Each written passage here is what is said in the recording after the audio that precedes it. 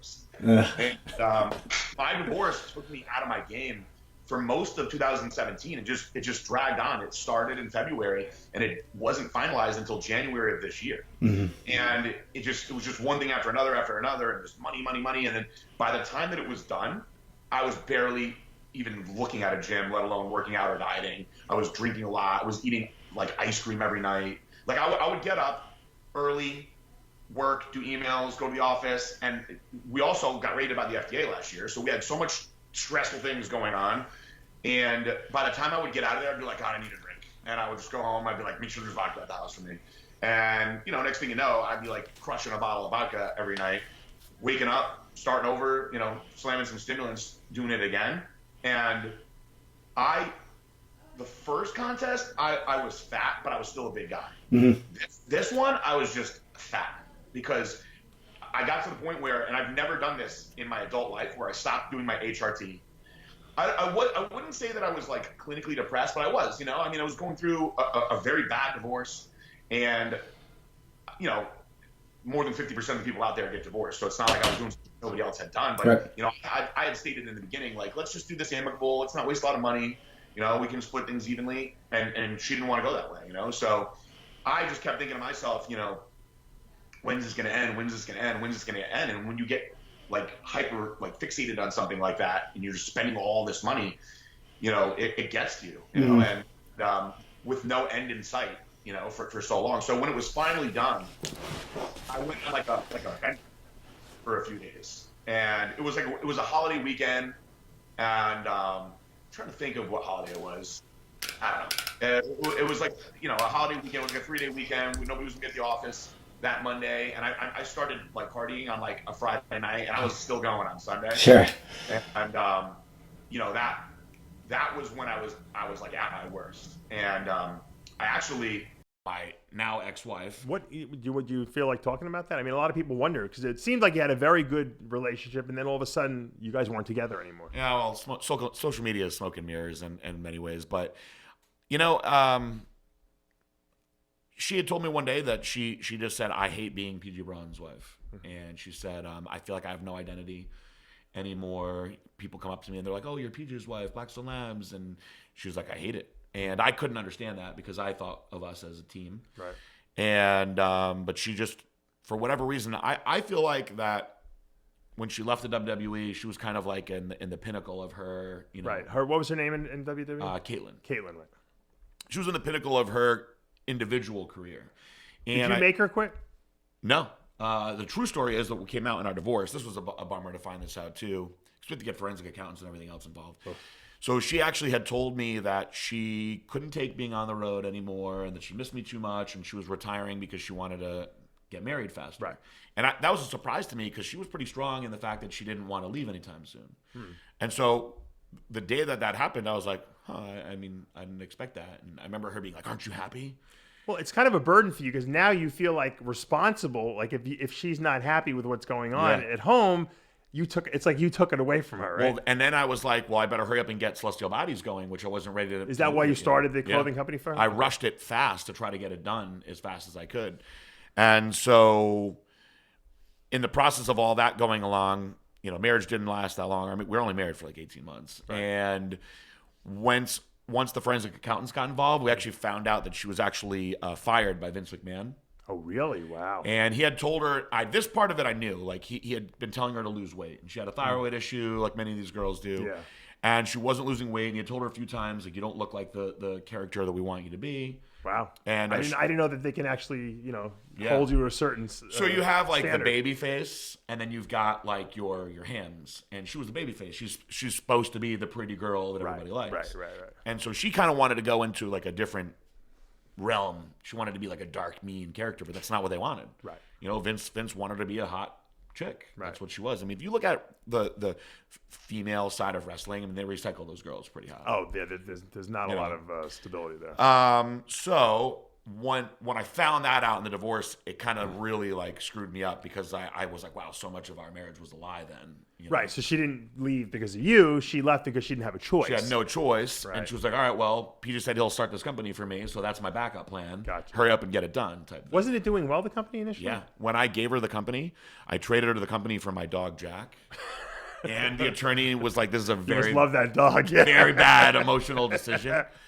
And that year we did 3.2 million in revenue that year. Wow. Yeah. So is that company still in existence? Yes, but I can't imagine they're doing very well now. No. Were you running the company? Yeah. Blackstone Labs, our team was running the company. Oh, interesting. Same company, same team that was running Prime Nutrition. So what ended? Where did the disconnect between you and her come from? What do you think? If you had to just guess, I mean, I really think I think back to this like the whole like timeline of events. I really think that we actually were very much in love. And I think most people around us, my parents included, thought that as well. Mm-hmm.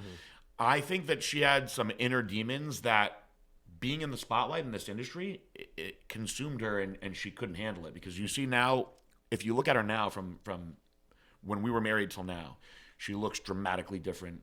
She's like covered herself in tattoos, shaved part of her head. Mm-hmm. She almost looks like Dikey. Mm-hmm. Now, like she went in such a dramatically different direction that I think that she had a bit of like a mental breakdown from the pressure of feeling like, okay, well now I have to be this hot girl in everybody's eyes all the time. And I just don't think that she could handle that anymore. Interesting. And the spotlight does do weird things to people. Oh, yeah. I mean, you seem to have handled it pretty well. Although when you got indicted, you did do that crazy rant on Instagram. I thought that was one of the greatest rants of all time. Which rant was it? Well, it was you basically explain. Most people when they get arrested, they say don't say anything. Oh yes. You just basically told the whole story. Well, I asked Ben Cooney. I go, it's so hard, and he's an outstanding attorney. Yeah. I said it's so hard for me to not talk about this. I just want to know what I am allowed to say. So they gave me. And you're such a photographic memory guy that you probably knows that about me. I can't. The detail that you could elicit in a story is unbelievable because I can't remember anything. You know. So I held that in. They only made me hold it. You did a whole. You could have. That's your opening argument at the trial. You should have just done it for yourself. They only made me hold it in for like 24 hours, but. So they actually got it to me the following morning, and Jared, Ben Cooney, the other attorneys, there's another guy that's involved. They said this is what you are allowed to say, and I ran through it, and I was like, this is actually perfect. This is what I would like to say, and it actually wound up being a little more than I thought I was allowed to say. So I was like, I gotta go public with this because right now, if you listen to the internet's idiots, these experts, they're saying that, we're going to jail for 15 years and this and that. And, people died over us and whatever other crazy stuff they wanted to say. Really bad. I went on a bender for a few weeks. When I signed the last check to basically my life's earnings over to her, I had to take out a second mortgage on my house because my lawyer's fees were over $250,000. Oh my God, really? And the forensic accountants, the true number was $306,000. So you spent $500,000. So you had $500,000 right there just going through the divorce.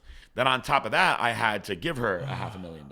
So I had anything that I'd worked for. She wouldn't have just taken the $500,000 right off the bat. You could have left the lawyers alone. The funny thing is when it first started, my attorneys were like, "Look, you're not dealing with a rational person, so you better offer her something big." Right.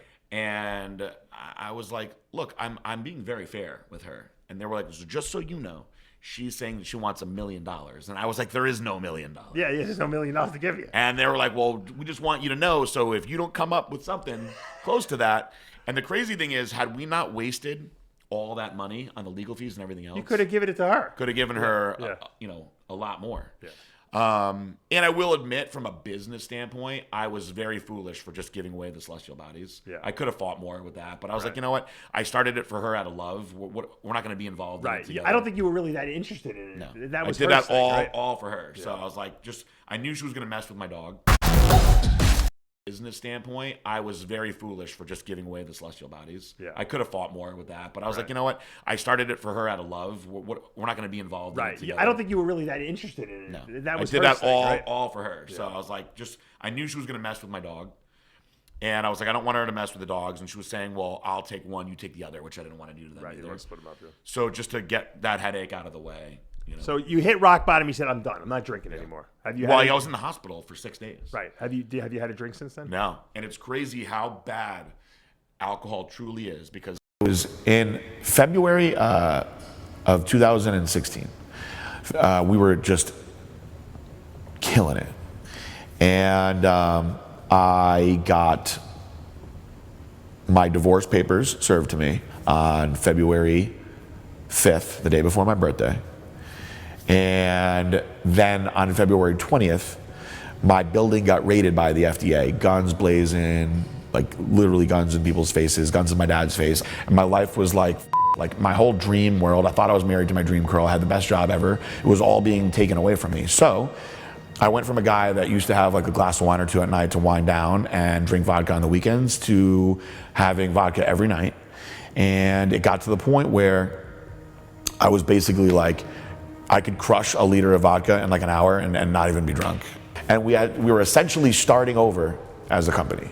And it got worse and worse and worse. And my divorce got more and more and more stressful.